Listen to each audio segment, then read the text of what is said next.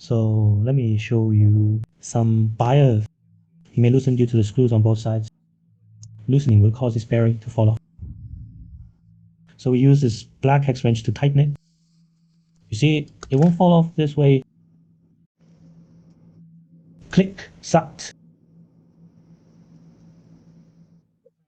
Last time I cut that plastic sheet. Today we cut paper because this formal blade is particularly suitable for cutting paper. Pressurize it.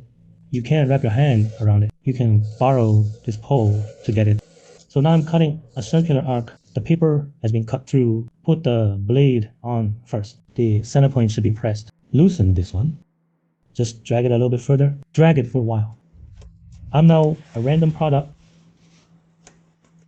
Well, here it is. Screw this one loose. Okay, go ahead.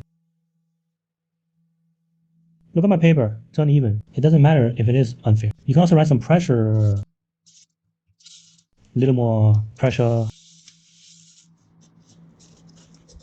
Did this arc come out? Here it comes.